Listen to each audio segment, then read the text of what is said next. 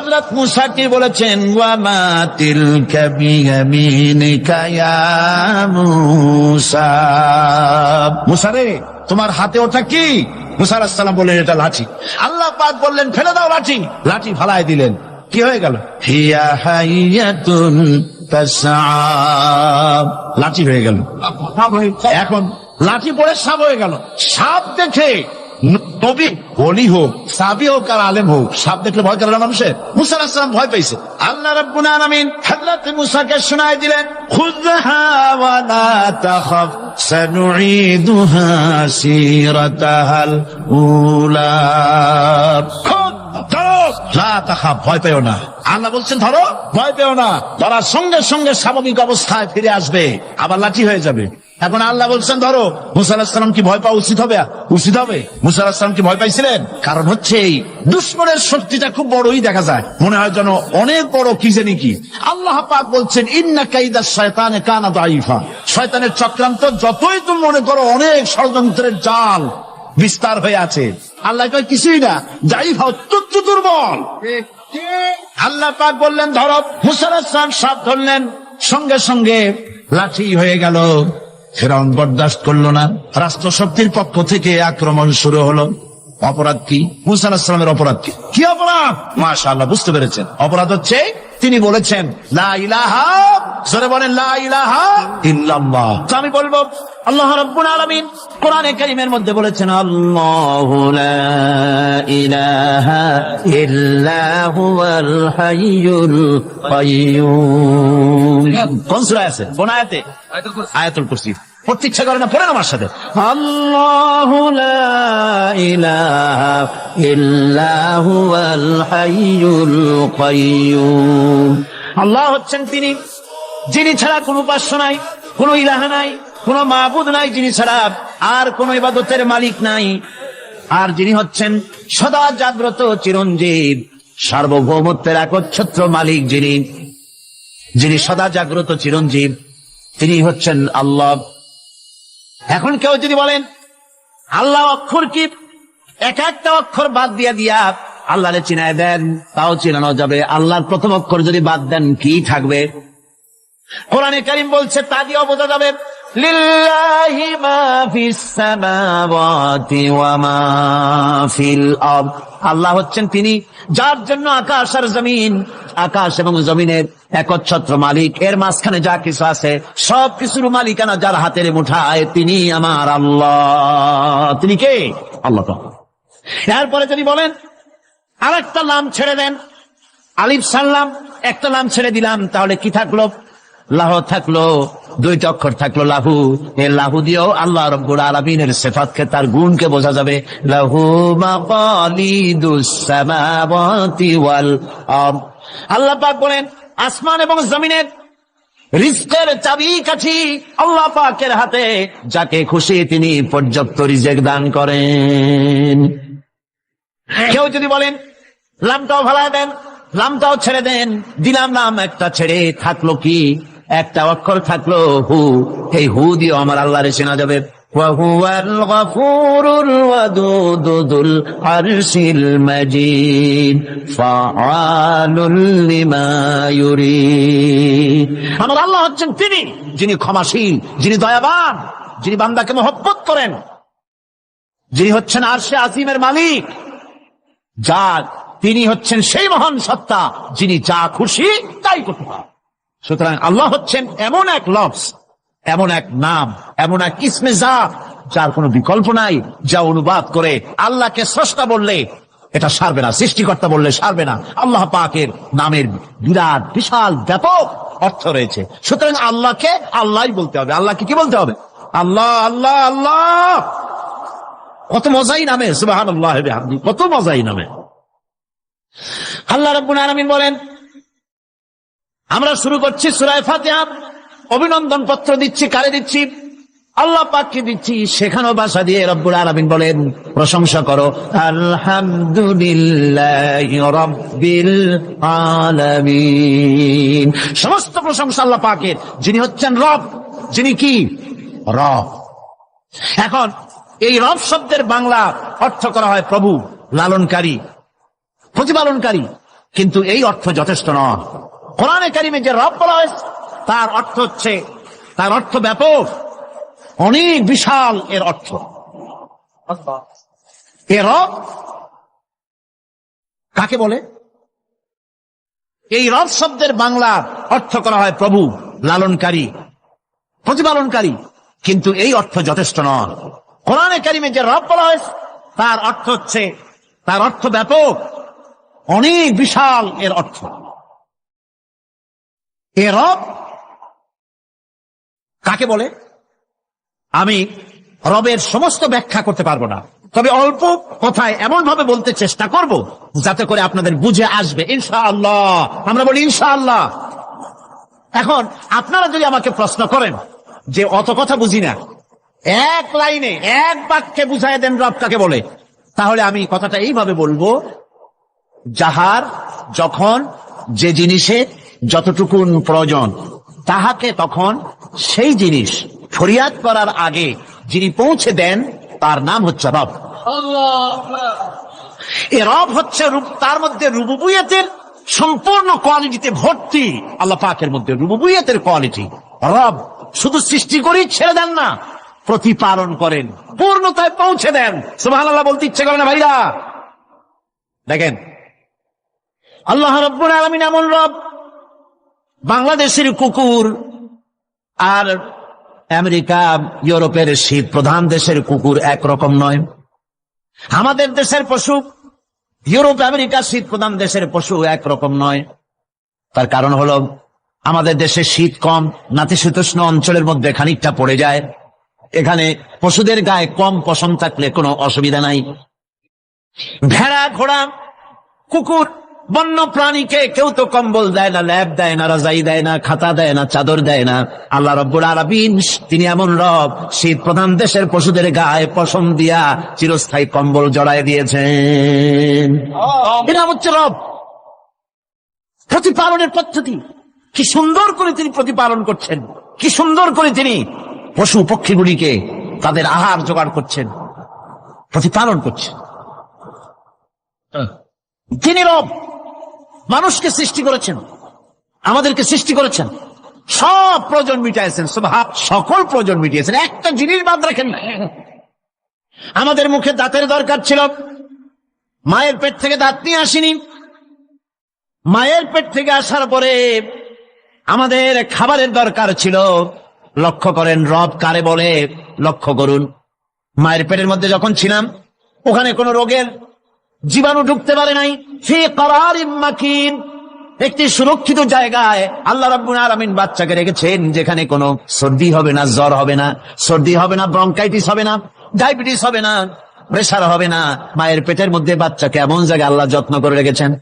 এই বাচ্চা যখন মায়ের পেট থেকে বেরিয়ে এলো তখন তার পরিবেশ অত্যন্ত খারাপ। এখানে পলিউশন আছে, এখানে কার্বন ডাই অক্সাইড আছে, এখানে বিষাক্ত হাওয়া আছে, এখানে দূষিত আবহাওয়া রয়েছে। প্রতি মুহূর্তে রোগ তাকে হামলা চালাতেছে। এই রোগের থেকে সে বাচ্চা বাঁচবে কি করে?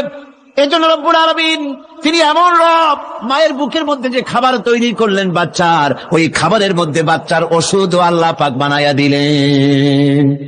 মায়ের বুকের দুধ শুধু দুধ নয়, এটা ওষুধ। সুবহানাল্লাহ। এটা খাদ্য, এটা ওষুধ, এটা ভিটামিন, এটা ক্যালসিয়াম, এটা কার্বোহাইড্রেট, যা দরকার বাচ্চার জন্য সব আল্লাহ মায়ের দুধের মধ্যে দিয়ে দিলেন। যতক্ষণ বাচ্চা পেটে ছিল দুধ ছিল ঘন, যখন বাচ্চা মায়ের পেট থেকে বেরিয়ে এলো দুধটা হয়ে গেল পাতলা। এই পাতলা দুধটা খাবে, ওষুধ আছে এর মধ্যে, ভিটামিন আছে, খাইতে যেন বিস্বাদ না হয় একটু মিষ্টি দিয়ে দিলেন আল্লাহ, যাতে বাচ্চা মুখ ফিরায় না নেয়, সেজন্য খাইতে চায়। তারপরে যখন বাচ্চার হাড্ডি খেতে হবে, মাছ খেতে হবে, গোশত খেতে হবে, দুধের আর দরকার নাই। তার শরীরের ভিতরে রেজিস্ট্যান্স, রোগ প্রতিরোধক শক্তি তৈরি হয়েছে। এখন আরো ভালো খাবার দরকার। আল্লাহ রাব্বুল আলামিন মায়ের দুধকে শুকায় দিলেন, চুষলে আর পাওয়া যাবে না, দুধ শুকায় গেছে। এখন বাইরের খাবার খেতে হবে। আসছিল যখন বুকে দাঁত ছিল না, বাইরে যখন এলো দাঁতের যখন দরকার হলো, কোন আল্লাহর বান্দা কি আল্লাহর কাছে দরখাস্ত করেছেন যে আল্লাহ আমার কয়েকখান দাঁত দাও, দাঁত ছাড়া আমি চাবাই কেমন? এর সবগুলি দাঁত কে সেট করে দিলেন? রব্বুল আলামিন দাঁতগুলিকে সেট করে দিলেন। বুকের মধ্যে দাঁত এসে গেল। আল্লাহ রাব্বুল আলামিন শরীরটাকে সাজিয়ে গুছিয়ে, হিউম্যান বায়োলজি যাকে বলা হয়, যে শরীরকে যে সুন্দর করে আল্লাহ পাক তৈরি করলেন, বলে শেষ করা যাবে না কত সুন্দর করে আল্লাহ পাক বানিয়েছে।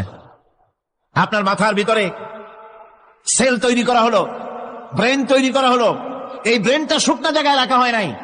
শুকনা জায়গার মধ্যে ব্রেনটা যদি থাকতো, নড়াচড়া করে আপনার ব্রেনের যে টেকনোলজি আল্লাহ পাক ইউজ করেছেন সেটা অসুবিধাগ্রস্ত হতো।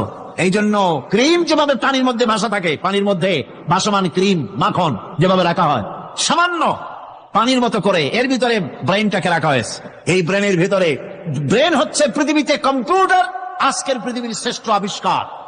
কিন্তু মানুষের মাথায় যে কম্পিউটার আল্লাহ পাক দান করেছেন, এই কম্পিউটারের সামনে দুনিয়ার কম্পিউটার এতিম।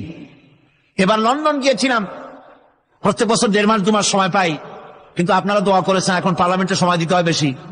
বিদেশের সফর কমে গিয়েছে। 10 দিনের জন্য গিয়েছিলাম, ওরা আমাকে একটা ডায়েরি দিল। সেই ডায়েরিটার ভিতরে, ডিজিটাল ডায়েরি, এই ডায়েরির মধ্যে তারা বলল যে এরকম, এই যে কাগজটা আপনারা দেখতে পাচ্ছেন, এই রকমের কাগজের 10 লক্ষ পাতা লিখতে যত কাগজ লাগে, এরকমের 10 লক্ষ পাতার লেখা ছোট্ট এই ডায়েরিটার মধ্যে ঢুকাই দেওয়া যায়। 10,000 টেলিফোন নাম্বারের মেমোরিতে তুলে দেওয়া যায়। এটা হচ্ছে লেটেস্ট আবিষ্কার। কিন্তু আল্লাহ পাক মানুষের যে ব্রেনটা তৈরি করলেন, পৃথিবীতে যা আছে এ সব কিছু একটা মানুষের ব্রেনের মধ্যে, সমস্ত তথ্য, সমস্ত ফ্যাক্টস মানুষের মেমোরির ভিতরে ঢুকাবার পরেও আরো লক্ষ লক্ষ জায়গা বাকি থেকে যাবে, শূন্য থেকে যাবে, যা পূরণ হওয়ার নয়। এত বিশাল মেমোরি আল্লাহ পাক তার মানুষের মাথার মধ্যে তৈরি করে দিয়েছেন। সুবহানাল্লাহ বিহামদি। দেখুন অবস্থাটা কি।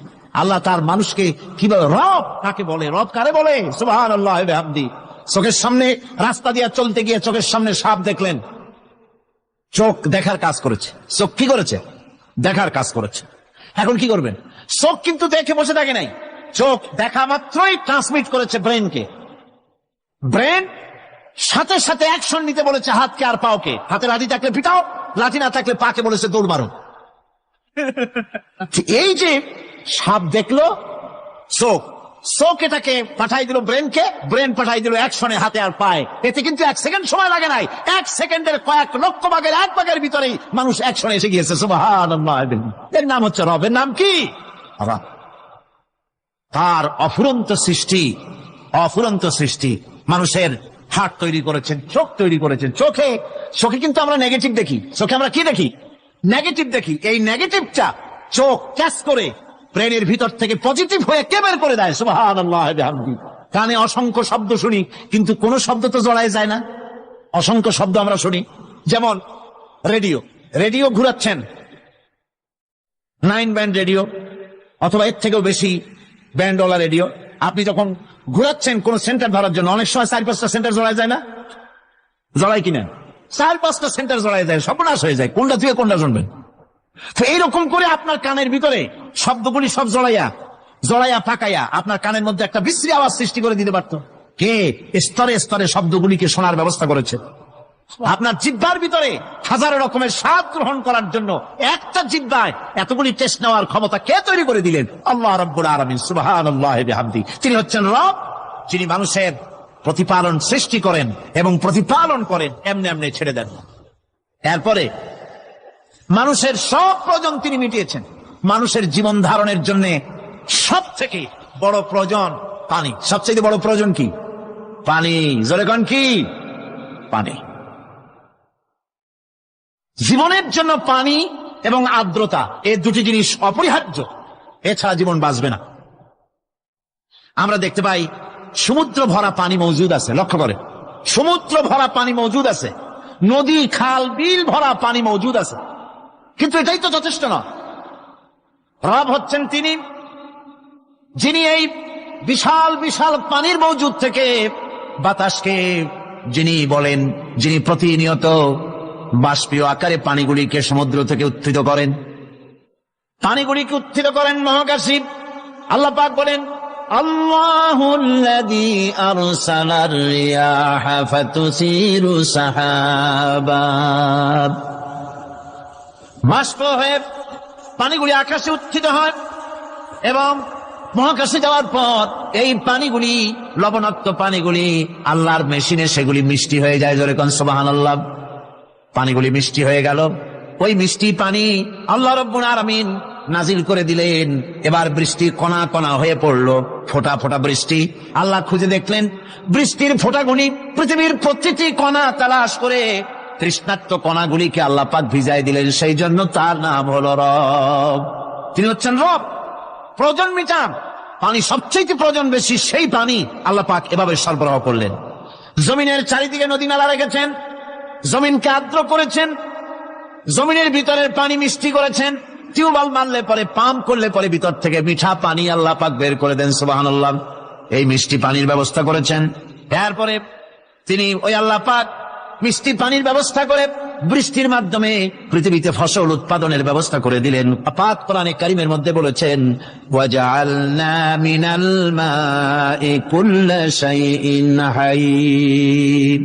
পানি দ্বারাই আমি সব বস্তুকে সজীব রাখি। বৈশিষ্ট্যের দিক থেকে পানির রয়েছে অনেক গুণ, আশ্চর্য গুণ। পৃথিবীর ৭৫% হচ্ছে পানি।